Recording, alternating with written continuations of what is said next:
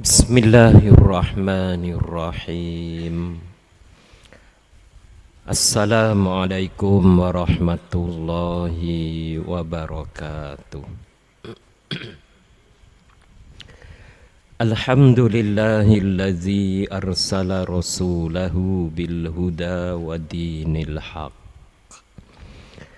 liyuzhirahu 'alad dini kullihi wa kafa billahi syahida. Wassalatu wassalamu ala asyrafil anbiya'i wal mursalin wa ala alihi wa sahbihi ajma'in.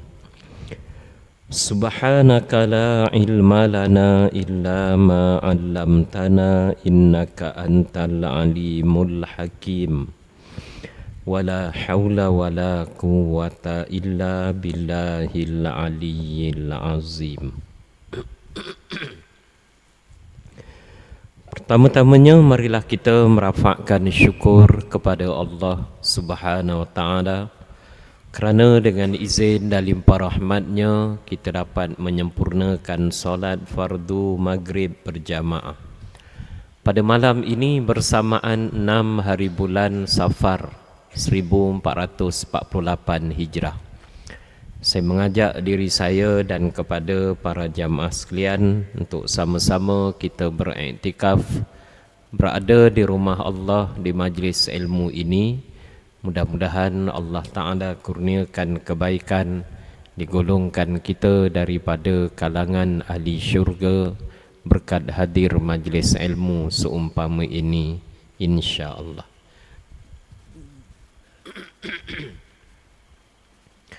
Sejak seminggu dua yang telah berlalu ini, ada beberapa perkara penting, ya, di antaranya berkaitan isu pengurusan jenazah dan pengkebumian umat Islam, khususnya di wilayah persekutuan. Jadi untuk kuliah maghrib pada malam ini kita bincangkan beberapa perkara berkaitan pengurusan jenazah dan pengkebumian umat Islam. Pertama sekali Allah Subhanahu wa taala menyebut di dalam Al-Quran, kullu nafsin za'iqatul maut. Setiap yang bernyawa itu pasti akan merasai kematian. Dan apabila kematian itu datang, tidak akan mampu kita lewatkan ataupun mempercepatkan walaupun satu saat.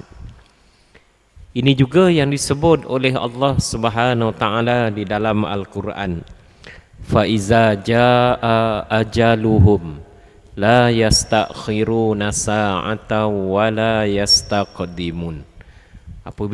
Apabila sampainya ajal seseorang, dia tidak akan dapat melewatkan ataupun mempercepatkan walaupun satu saat, satu second.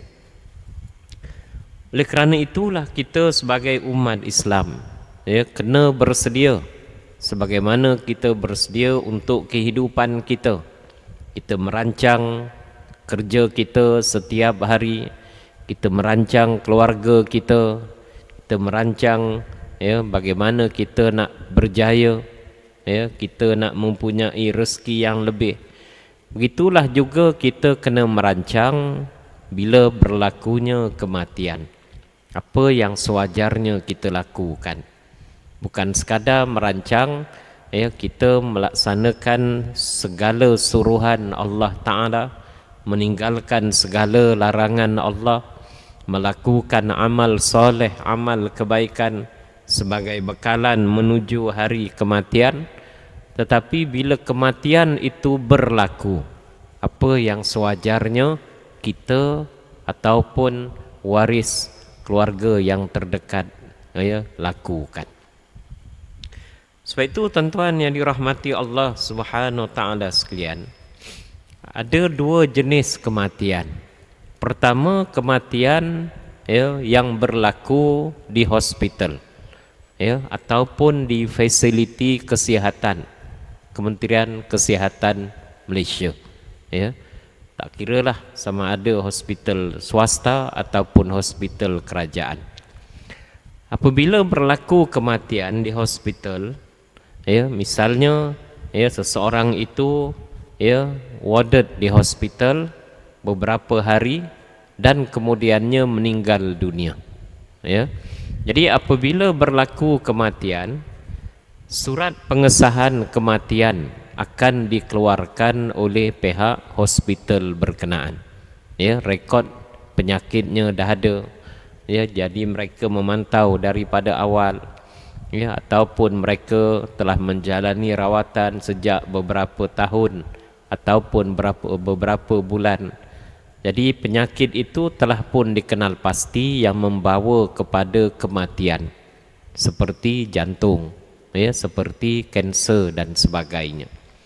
Jadi apabila berlaku kematian, dua dokumen yang perlu diperolehi daripada hospital oleh waris. Pertama, surat pengesahan kematian, dan yang keduanya permit mengkubur, permit mengkuburkan jenazah tersebut. Ini kalau meninggal dunia di hospital, maka hendaklah diperolehi daripada hospital berkenaan.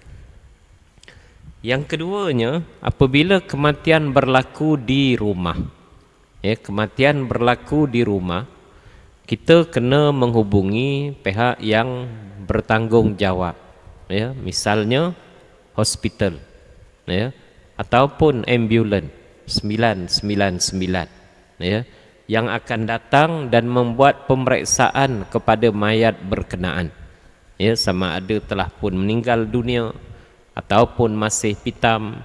Jadi kalau sekiranya dah meninggal dunia, surat pengesahan kematian akan dikeluarkan oleh anggota perubatan yang datang berkenaan. Dan surat pengesahan kematian tersebut hendaklah kita bawa ke balai polis yang berhampiran, supaya polis dapat keluarkan permit mengkuburkan jenazah tersebut. Jadi kalau di hospital, dua-duanya dikeluarkan oleh hospital. Kalau meninggal dunia di rumah, surat pengesahan kematian oleh pihak hospital ataupun ambulan yang datang tuan-tuan membuat pemeriksaan kepada jenazah mayat tersebut. Dan yang keduanya, permit kubur dikeluarkan oleh pihak polis, balai yang berhampiran. Kedua-dua dokumen ini, surat pengesahan kematian dan permit mengkubur jenazah tersebut, hendaklah dikemukakan, kita bawa, waris bawa ke masjid ataupun surau yang berhampiran. Ada setengah masjid memang mereka buat, ada setengah surau mereka tak buat. Jadi lihat mana yang berkaitan. Jadi pihak masjid lah yang akan menyelaraskan urusan pengurusan jenazah, mandi, kafan, solat, dan juga mengkebumikan jenazah berkenaan. Jadi dalam keadaan seumpama ini, bila berlaku kematian, anak-anak apa yang mereka perlu buat, waris keluarga terdekat apa yang mereka perlu buat, jangan panik, bertenang, rujuk kepada pihak yang tuan-tuan sekalian mengetahuinya, khususnya jawatan kuasa masjid yang berhampiran. Yang kedua, tuan-tuan sekalian, apabila berlaku kematian ini, biasanya ada pelbagai pertikaian yang berlaku, melibatkan di kalangan ahli waris, melibatkan keluarga. Pertama, di mana mayat tersebut nak dikebumikan. Misalnya, mak ayah kita datang daripada Kuala Terengganu, Kota Baru, ataupun daripada Pontian, Johor misalnya, datang ke rumah anak cucu di Shah Alam ini, kemudian ditakdirkan Allah Ta'ala sakit, kita hantar ke hospital Shah Alam dan meninggal dunia, ataupun meninggal dunia di rumah, ya, tak ada sakit, tak ada apa-apa, dah ajalnya sampai, meninggal di rumah, ya. Ada sebahagian anak beritahu kena hantar balik, urus jenazah sebagaimana biasa, mayat hantar ke kampung asalnya, ya, tempat duduk asalnya, Kuala Terengganu ataupun Pontian ataupun Kota Baru, yang jarak perjalanannya agak jauh juga, 5-6 jam, ya, tempoh untuk sampai. Ada sebahagian anak tuan-tuan sekalian kata, tak apa, kubur di sini je, kita ambil yang mudah. Di mana seseorang itu meninggal dunia, di situ ia dikebumikan. Pandangan yang kedua ini lebih tepat berdasarkan kepada hukum syarak, ya. Apabila kita lihat kepada hadis Nabi SAW menyebut, asri'u bil janazah, hendaklah kamu percepatkan urusan jenazah. Maknanya cepat dimandikan, kafankan, ya, kemudian tuan-tuan sekalian solat dan kebumikan. Yang keduanya, amalan di kalangan para sahabat Nabi terdahulu dan orang-orang soleh terkemudian, di mana seseorang itu meninggal dunia, di situ terlebih baik dia dikebumikan. Misalnya Sayyidina Hamzah bin Abdul Muttalib, sahabat Nabi, terkorban syahid dalam peperangan Uhud, ya, bukan seorang, 70 orang sahabat di kalangan tentera Islam terkorban dalam peperangan Uhud, ya. Nabi SAW perintahkan supaya, ya, Sayyidina Hamzah bin Abdul Muttalib, ya, jenazahnya dikebumikan di Uhud berkenaan, ya. Tak perlu bawa balik ke Madinah. Walaupun jarak antara Uhud ke Madinah tidaklah berapa jauh sangat, tapi Nabi kata kebumikan di mana dia meninggal dunia. Itu yang lebih afdal. Yang keduanya, Abu Ayyub Al-Ansari, apabila Nabi SAW, ya, berhijrah daripada Mekah ke Madinah, sampai di Madinah, ya, ramai orang-orang Ansar berebut-rebut menawarkan tempat tinggal, ya, untuk Nabi SAW, ya. Jadi sebab itu tuan-tuan sekalian, dalam keadaan Nabi tidak ada rumah lagi pada masa itu, baru sampai daripada Mekah. Oleh kerana ramai yang menjemput, menawarkan rumah untuk mereka tinggal bersama Nabi di rumah mereka, Nabi menyebut, biarlah, ya, untaku ini, Qaswa ini berhenti. Di mana tempat dia berhenti, di situlah aku akan tinggal. Ditakdirkan Allah Ta'ala, unta Nabi Qaswa namanya tersebut berhenti di hadapan rumah Abu Ayyub Al-Ansari. Jadi Nabi tinggal bersama Abu Ayyub Al-Ansari dan keluarganya untuk tempoh beberapa bulan, sehinggalah rumah Nabi di Masjid Nabawi disiapkan, ya. Apabila Nabi SAW tahun yang ke-10 Hijrah meninggal dunia, Nabi meninggalkan seramai 124,000 orang sahabat Nabi. Siapa dia sahabat Nabi? Orang yang pernah berjumpa dengan Nabi walaupun sekejap, dan dia beriman sampai akhir hayatnya. Abu Jahal, Abu Lahab bukan sahabat Nabi, hari-hari jumpa Nabi tapi tak beriman sampai akhir hayatnya. Jadi sahabat Nabi orang yang pernah jumpa dengan Nabi walaupun sekejap, dan dia beriman sampai akhir hayatnya, ya. Daripada 124,000 sahabat Nabi ini, hanya lebih kurang 10,000 sahaja yang meninggal dunia dan dikebumikan di Madinah, ya, di makam Al-Baqi. Di mana makam Al-Baqi? kita keluar daripada makam Rasulullah sallallahu alaihi wasallam, setelah kita beribadah, berdoa di Ar-Raudah, kita menziarahi makam Nabi, kita keluar di hujung itu, kita akan jumpa satu kawasan makam tanah perkuburan yang disebut makam Al-Baqi. 10,000 orang sahabat Nabi yang meninggal dunia dan dikebumikan di situ. Mana pergi 114,000 orang sahabat Nabi yang lain? Mereka ini bertebaran ke seluruh dunia, menyebar, menyampaikan Islam. Mereka ini berfikiran jauh ke hadapan. Kalau mereka juga tinggal di Madinah, meninggal dunia di Madinah, orang Madinah sahaja jadi baik. Orang Madinah sahaja yang Islam. Orang Madinah sahaja yang masuk syurga. Mana nak pergi orang-orang Afrika, orang Morocco, orang Spanyol yang baru menang pagi tadi, tuan-tuan sekalian. Macam mana orang Cina, orang India. Jadi mendorong para sahabat Nabi bertebaran ke seluruh dunia menyebarkan Islam. Dan mereka mati di tempat yang mereka hijrah tersebut dan dikebumikan di tempat berkenaan. Termasuklah Abu Ayyub Al-Ansari. Abu Ayyub bila Nabi wafat berhijrah ke Konstantinopel, atau nama barunya Istanbul pada hari ini. Berdakwah, menyebarkan Islam. Meninggal dunia dan dikebumikan di Istanbul.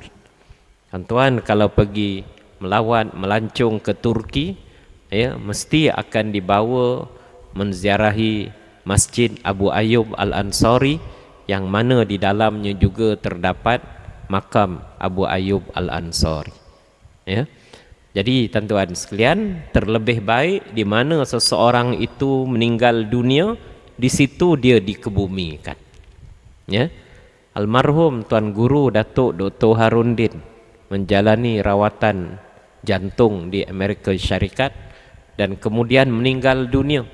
Mayatnya juga dikebumikan di Amerika Syarikat. Tak perlu bawa balik ke negara kita.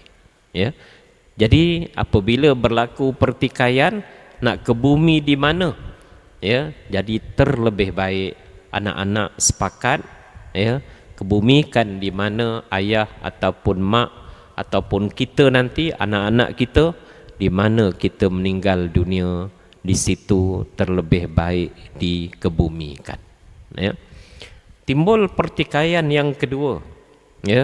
Semua orang nak supaya apabila berlaku kematian, hendaklah mayat disegerakan, segera mandi, segera kafan, segera solat, segera kebumikan. Walaupun begitu, di dalam Islam boleh dilewatkan pengkebumian dengan beberapa sebab. Walaupun Nabi kata kena segerakan urusan jenazah tersebut, lama itu boleh menyebabkan menyeksa mayat. Di sana di dalam Islam dibolehkan melewatkan pengurusan jenazah dengan sebab-sebab tertentu. Apa sebabnya?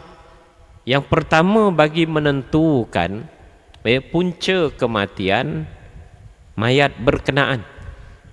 Sama ada mati kerana sebab mati mengejut, ataupun kerana mati lemas, ataupun kerana ada unsur jenayah, dibunuh misalnya. Jadi tuan-tuan sekalian, hospital ada prosedur yang perlu dipatuhi, iaitulah kena buat postmortem.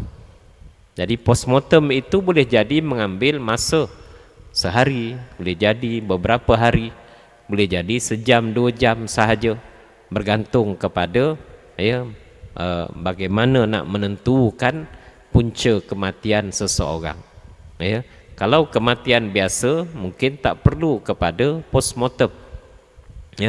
Jadi waris keluarga terdekat janganlah desak doktor, cepat bila nak uruskan ni, dosa ni, tangguh-tangguh lama-lama. Jadi sebab itu kita kena faham, memang diizinkan lewat bila bagi menentukan punca kematian sesuatu mayat berkenaan. Yang keduanya, mayat juga boleh dilewatkan urusannya, ya, bila untuk tuan-tuan sekalian menunggu waris yang tinggal jauh. Ya. Berapa lama? Selagi mana tidak menjejaskan fizikal. Ya, selagi mana tidak menyebabkan mayat itu berbau. Ya, mungkin tak sampailah sehari semalam. Ya, meninggal dunia 6 petang misalnya. 6 petang tadi. Ya. Jadi jangan kelang kabut misalnya kena uruskan segera begitu begini. Anak ada yang duduk di Kota Kinabalu, anak ada yang duduk di Labuan, ya. Jadi mereka itu pun nak tengok mak ayah dia. Jadi boleh kelewatkan? Boleh. Ya, misalnya kita uruskan mayat itu bila? Besok. Ya. Maknanya kalau dapat mandikan dulu, kemudian besok anak-anak pun sampai. Yang duduk Kota Kinabalu boleh ambil flight yang pertama 5 pagi. Yang Labuan boleh ambil tuan-tuan sekalian flight yang pertama dan sebagainya. Jadi boleh untuk menunggu waris yang terdekat. Ya, misalnya anak-anak. Tapi kalau duduk di, ya, duduk di mana misalnya di Jerman, perjalanannya mengambil masa 14 jam, tak payahlah tunggu. Ya. Jangan kita pula tuan-tuan nak tunggu pula. Ini sampai sehari 2 hari. Ya, jadi ini menyebabkan mayat berbau. Adapun dia balik nanti, pergilah solat di kubur, ya, ataupun terus ziarah kubur mak ayah yang baru meninggal dunia tersebut. Ya.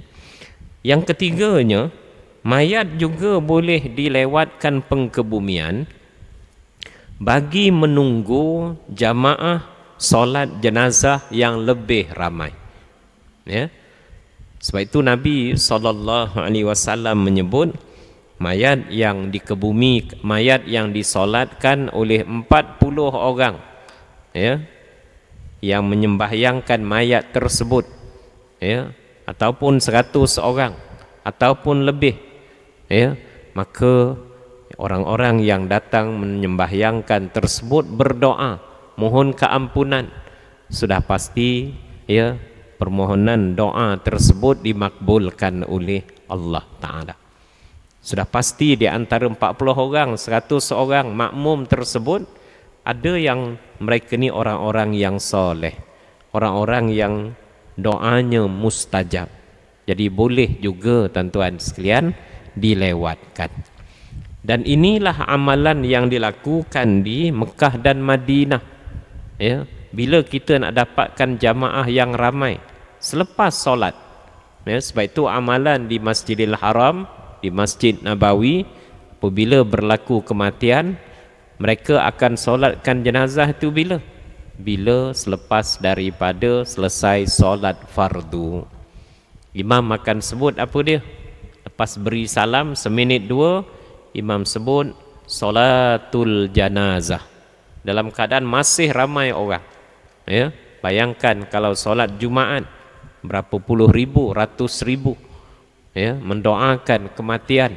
Ya, boleh jadi tuan-tuan sekalian sudah pasti doanya mustajab. Apalagi Nabi menyebut, siapa dapat mensolatkan satu jenazah di Masjidil Haram, pahalanya sebesar bukit Uhud. Ya, pahalanya sebesar 1 kirat. 1 kirat bersamaan sebesar bukit Uhud. Jadi kita pun kena rancanglah, ya, bila kita solat di Masjidil Haram, habis sembahyang fardu dengan imam, jangan terus bangun solat sunat. Sebab kita dah tahu, tak lama kemudian seminit 2 imam akan bangun ajak kita solat jenazah. Ya, jadi perkara ini pun kita kena ambil perhatian. Jadi kalaulah dapat di negara kita juga dibiasakan untuk mendapatkan jamaah yang lebih ramai, dalam keadaan mayat itu boleh dilewatkan, ya. Tapi kalau mayat itu memang dah beberapa hari dan sebagainya, kenalah segera, jangan tunggu pula. Ini kematian biasa, bolehlah kita buat selepas Jumaat, orang ramai, ya. Apalagi sebelum solat kita isytihar maklumkan kepada para jamaah, ini pun boleh dilewatkan. Hari ini tuan-tuan sekalian, kos pengurusan jenazah ya, agak tinggi. Ya, kajian ringkas saya di Kuala Lumpur, di Selangor, Lembah Kelang ini, ya, pengurusan jenazah 4 perkara tersebut, iaitulah mandi, kafan, solat, ke bumi, termasuklah transport ataupun wen jenazah, lebih kurang tuan-tuan sekalian 1,000 ke 2,000 ringgit. Ya. Jadi apabila berlaku kematian, kita tuan-tuan sekalian mesti menyediakan. Siapa dia? Si matilah sebelum dia mati. Ya. Ataupun anak-anak ketika mak ayah dia mati. Ya. Kena sediakan supaya urusan itu berjalan lancar, dikendalikan oleh pihak jawatan kuasa masjid. Jadi mungkin sukar tuan-tuan, mana nak dapat 1,000, 2,000. Ya, hari itu hari Ahad misalnya, ya, gaji belum lagi misalnya.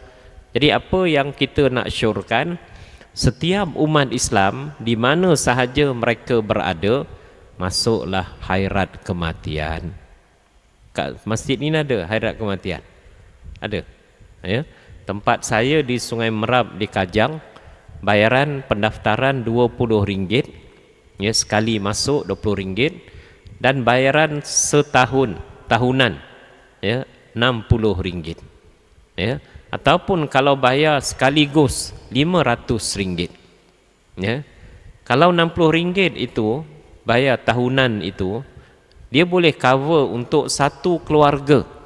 Bukan bayar untuk seorang RM60, bayar untuk cover satu keluarga yang tinggal bersama, yang anak-anak yang belum berkahwin. Ya. Jadi yang cover siapa dia? Ketua keluarga, bapa, ya, mak kita, anak-anak mungkin 5 orang yang belum berkahwin. Kalau mak ayah kita duduk dengan kita dan kita masukkan dalam senarai, ya, keluarga kita pun dia akan cover sekali. Ya. RM60 itu bersamaan berapa sehari? 16 sen sahaja sehari.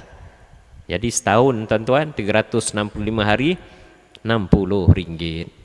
Ya. Kopi yang kita minum pagi tadi supaya celik mata boleh tengok final World Cup tuan-tuan sekalian, jenama, ya, Starbucks ke Zest ke tuan-tuan sekalian, secawan paling kurang RM25, RM30. Ya. Rokok yang tuan-tuan masih hisap lagi, yang hisap lagi lah tuan-tuan sekalian, satu kotak berapa? RM20. Jadi jangan lupa masuk khairat kematian. Caruman yang kecil, manfaatnya cukup besar. Ya. Saya pergi ke Masjid Al-Hasanah Bandar Baru Bangi. Dia ada banting tuan-tuan sekalian, urusan jenazah. Dengan bayar RM60 setahun, RM500 seumur hidup, pendaftaran RM20, cover satu keluarga. Apa benefit yang dapat? Apabila berlaku kematian, ketua keluarga yang mati,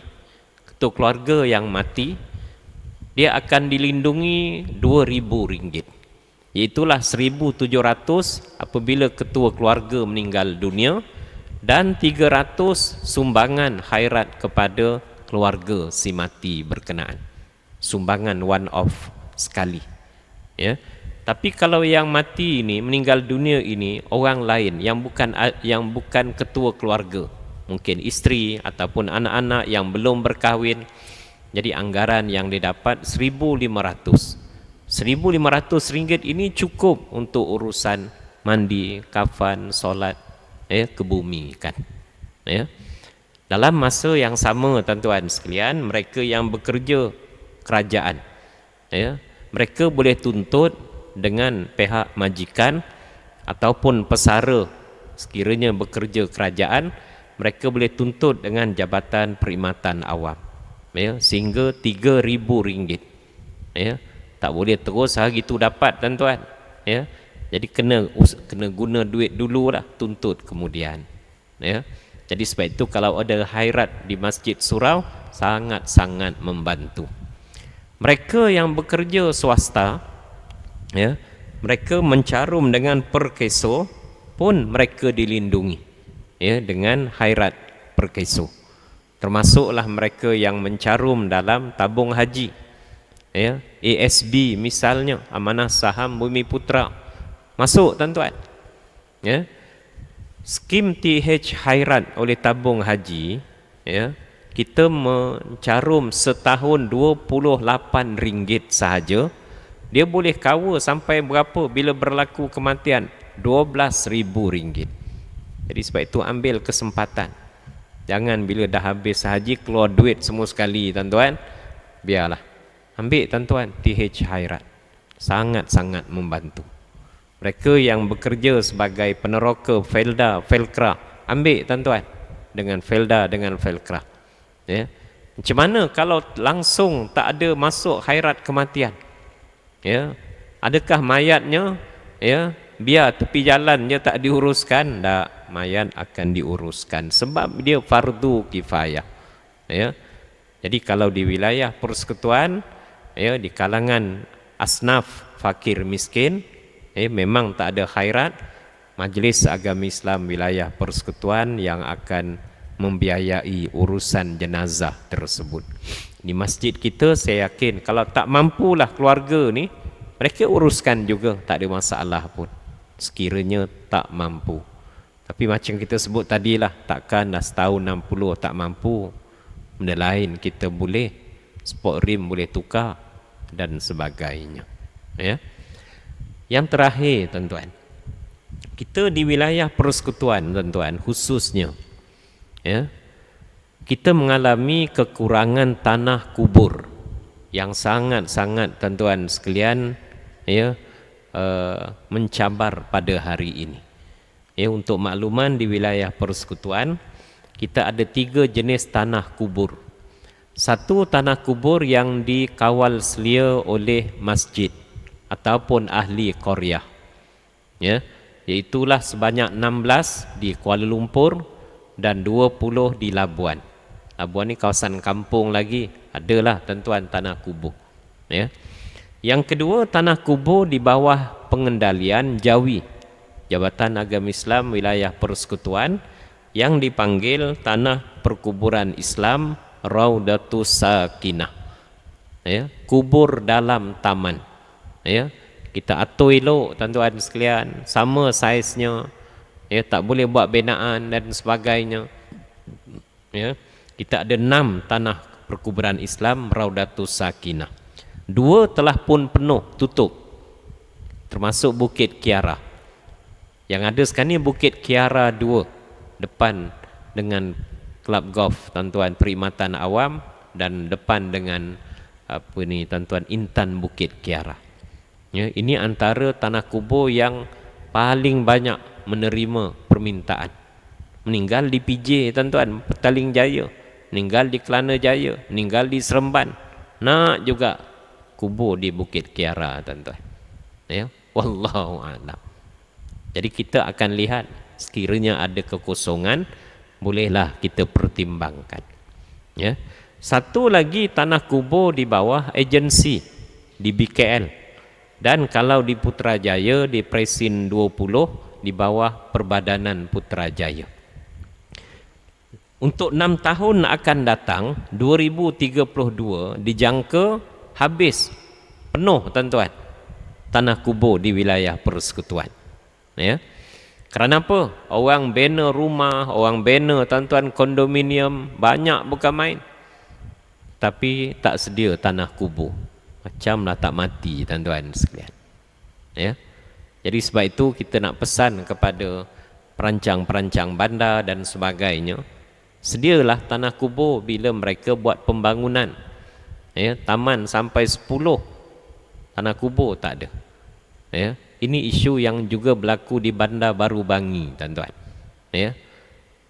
Macam-macam naik tuan-tuan, ya, apa ni perumahan, tapi kubur tuan-tuan, ya, tak disedia mencukupi. Jadi terpaksa kubur, guna kubur yang berhampiran. Kubur sedia ada yang semakin sikit, kubur di Sungai Meram, Sungai Ramal, Sungai Kantan di Kajang. Jadi perkara ini menyebabkan penuh. Dan kadar kematian tuan-tuan Kuala Lumpur sehari 50 orang, ya. Terutama apabila berlakunya COVID-19 hari itu, kematian sampai di HKL sahaja, Hospital Kuala Lumpur, sehari pada masa COVID sampai 150 mayat. Jadi penuh kubur tuan-tuan. Dijangka 2032 kubur penuh. Jadi apa yang kita buat 6 tahun lagi ni? InsyaAllah yang pertama tuan-tuan, kita akan melaksanakan projek Pioneer Project, iaitulah kubur bertingkat, ya, yang akan kita buat di tanah perkuburan Islam Raudatus Sakinah di bawah kendalian Jawi di Kampung Melayu Frim, Kepung. Kubur itu dah ada. Ada lagi tuan-tuan sekalian lot yang hampir 1000 lebih. Jadi kalau kita buat kubur bertingkat, bolehlah jimat sehingga 2000 lot lagi. Ya, akan habis juga, tapi ambillah masa sikit. Macam mana kubur bertingkat? Kita buat kajian di Pulau Pinang, di Kedah, di Singapura, di Mesir dan di beberapa di tempat lain, Mekah dan sebagainya. Ya, iaitulah biasanya tuan-tuan mayat satu liang lahat, satu mayat. Satu lubang, satu mayat. Ya. Apa yang kita buat bertingkat ini, kita gali tuan-tuan lubang, ya, sedalam 8 kaki. Jadi mayat pertama 4 kaki ke bawah. Di tengah-tengah itu tuan-tuan kita letakkan jeriji besi. Dan bila mayat yang kedua, mungkin 5-6 tahun akan datang, kita letakkan mayat yang kedua itu di tingkat atas 4 kaki berkenaan. Jadi satu kubur tuan-tuan, 2 jenazah, atas dan bawah. 4 kaki ke bawah, 4 kaki ke atas. Ini menjimatkan ruang tuan-tuan. Walaupun begitu tuan-tuan sekalian, ya, kita diberi nasihat oleh JKR dan sebagainya, ya, kerana kita kena ingat kubur di Malaysia ni tak serupa di Mesir. Mereka hujan setahun 2 kali sahaja. Kita tuan-tuan tiap-tiap hari hujan, ya. Sabtu lepas pun banjir tuan-tuan sekalian. Jadi perkara ini juga menentukan, ya, sesuai atau tidak keadaan tanah dan sebagainya. Ya. Yang kedua, oleh kerana tanah di wilayah ni hampir habis tanah kubur, ya, kerajaan memperuntukkan satu tanah kubur untuk wilayah persekutuan, tapi bukan di wilayah persekutuan, di Semenyih tuan-tuan. Tanah kubur di wilayah tak ada, Semenyih, ya, di Selangor tuan-tuan sekalian, yang akan siap dijangka dalam tempoh 2-3 tahun akan datang, yang mana menyediakan sebanyak 104,000 lot kubur. 104,000 lot kubur ini untuk orang Islam boleh sehingga 28 tahun. Dan kalau sekiranya kita laksanakan kubur bertingkat, dia akan jadi 208,000 yang cukup untuk 56 tahun. Dah kalau 56 tahun penuh macam mana? Itu tak apalah, orang kemudianlah fikir tuan-tuan. Dengan pening kita nak fikir tuan-tuan. Ya. Jadi akan datang buat rumah, jangan lupa buat kubur. Jangan lupa reserve kubur. Di kalangan umat Islam ada tanah misalnya, jangan tuan-tuan lupa wakafkan tanah kubur dan sebagainya. Ya. Ini tuan-tuan sekalian situasi yang berlaku. Jadi kubur di Semenyih ini kita tak campurlah bagi syarikat mana itu tuan-tuan. Ya, itu yang berkenaan. Ya, apabila siap kubur 104,000 lot tadi akan diserahkan kepada Jawi, dan Jawi akan menguruskan sebagaimana 6 tanah kubur yang sedia ada sekarang. Ya. Jadi tuan-tuan sekalian tidak diswastakan. Ya, maknanya tuan-tuan tak macamlah kubur kepada orang bukan Islam yang sampai 1,000, 10,000, ya, juta dan sebagainya lot kubur berkenaan. Sehingga kadang-kadang mereka sebut apa dia? Hidup susah, mati pun susah. Dah mahal tuan-tuan. Bukan mahal tanah kuburnya sahaja, mahal urusan tuan-tuan. Ya, bila mati ada 2, nak tanam ke? Ataupun nak tanam tuan-tuan mahal, ya. Yang keduanya bakar mayat, ambil abunya, yang itu pun 2-30 ribu tuan-tuan sekalian. Jadi sebab itu tuan-tuan sekalian, kita tak sampailah sampai peringkat tersebut, tapi dalam masa yang sama kita menggalakkan umat Islam masuklah khairat kematian. Sangat-sangat membantu apabila kita mengalami kepayahan, kesusahan, khususnya bila berlaku kematian. Akhirnya tuan-tuan yang dirahmati Allah, selain daripada itu, kalau dapat setiap keluarga kena ada seorang dua anak-anak yang boleh menguruskan apabila berlaku kematian. Jadi sekarang ni ramai pening tuan-tuan sekalian, bila mati tak erti nak buat apa-apa. Dia mengadu bukan kat masjid, dia mengadu dekat media sosial. Bapa ai dah mati dah, macam mana nak buat?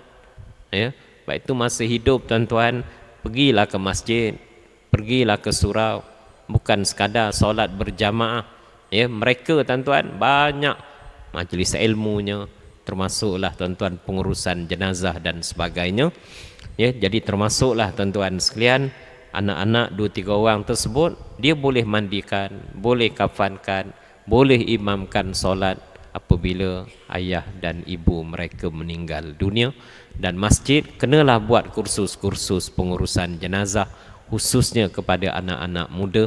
Mudah-mudahan mereka dapat membantu apabila berlakunya kematian keluarga yang terdekat. Wallahu a'lam. Sekian, wassalamualaikum warahmatullahi wabarakatuh.